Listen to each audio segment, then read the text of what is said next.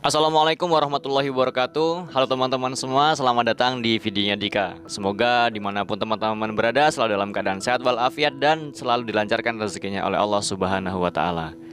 Amin ya Rabbal 'Alamin. Oke teman-teman, pada kesempatan kali ini nih, saya akan membahas tentang 6 tips, 6 cara untuk lolos ujian mandiri UIN Malang. Semoga dengan adanya video ini bisa memberikan gambaran teman-teman bagaimana sih apa yang perlu disiapkan sih untuk ujian mandiri di UIN Malang sehingga bisa lolos dan masuk sebagai mahasiswa di UIN Malang.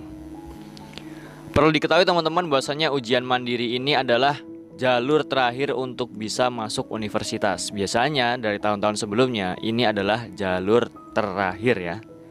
Jadi bisa dipersiapkan semaksimal mungkin untuk mengikuti jalur mandiri ini. Dan video ini saya buat khusus nih buat kamu yang sekarang duduk di bangku SMA, SMK, MA kelas 3 tentunya ya, kelas akhir ya, yang akan melanjutkan ke jenjang perkuliahan. Semoga bisa membantu. Untuk itu silakan simak video ini sampai selesai.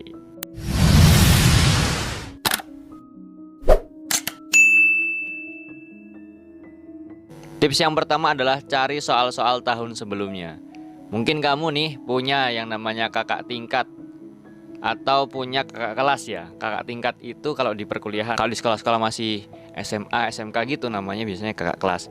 Mungkin kamu punya kakak kelas nih di sebelumnya, nah udah pernah ikut ujian mandiri di UIN Malang. Nah kamu bisa tuh, jadi kamu bisa tuh minta soal ujiannya dulu atau tanya-tanya bagaimana sih kak, kisi-kisinya apa aja. Nah kamu bisa banget tanya atau minta soal latihan tahun sebelumnya. Jadi kamu bisa latihan menggunakan soal-soal di tahun-tahun sebelumnya. Tips yang kedua adalah kamu bisa latihan menggunakan soal TPA dan TKD. Biasanya ini ada di buku SBMPTN. Kan ada buku cetak tuh biasanya ya.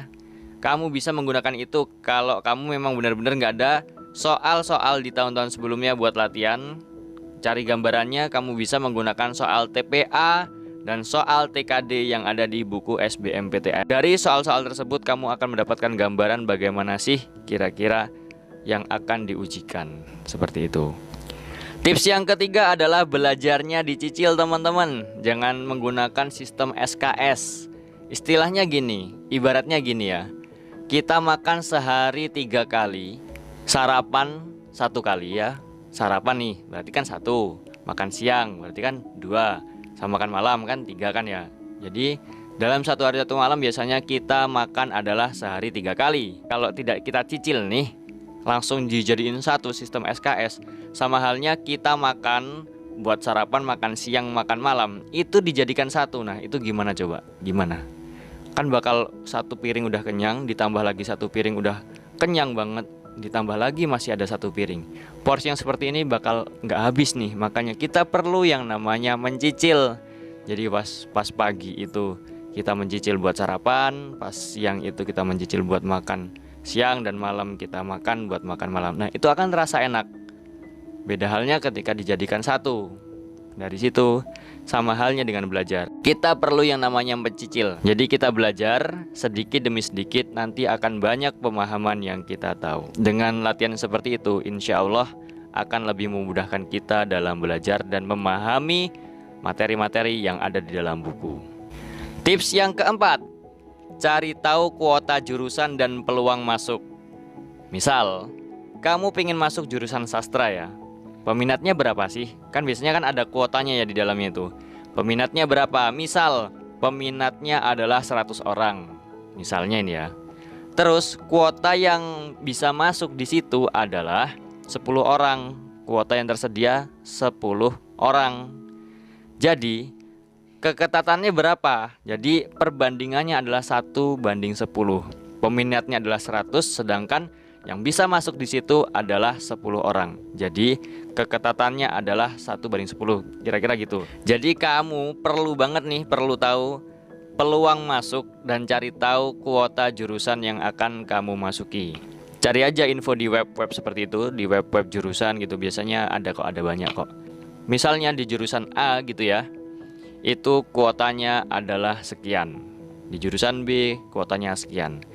Biasanya juga tertera di sana peminatnya tuh kira-kira berapa. Jadi ada tingkat keketatan namanya. Jadi berapa banding berapa. Jadi dari berapa yang mendaftar di situ dan berapa yang akan lolos. Nah, seperti itu. Itu penting banget teman-teman. Jadi kita harus tahu kuota jurusan dan juga peluang masuknya. Tips yang kelima adalah jurusan yang kamu pilih atau yang kamu inginkan itu letakkan di bagian pertama. Ya, jangan di bagian kedua. Biasanya ada pilihan yaitu pilihan jurusan pertama, 1 dan 2, pilihan pertama dan pilihan kedua. Mungkin kalau ada opsi lagi ya mungkin ya 3 ya. Nah, letakkan yang kamu inginkan, yang benar-benar kamu tuju itu di bagian pertama, yaitu di pilihan pertama, gitu ya. Misal jurusan X kamu taruh di bagian pertama, jurusan kedua yang kamu pilih itu di kedua, kedua. Oke. Nilai misalnya ya, misal nilai yang kamu dapatkan itu adalah 90 dari ujian mandiri ini.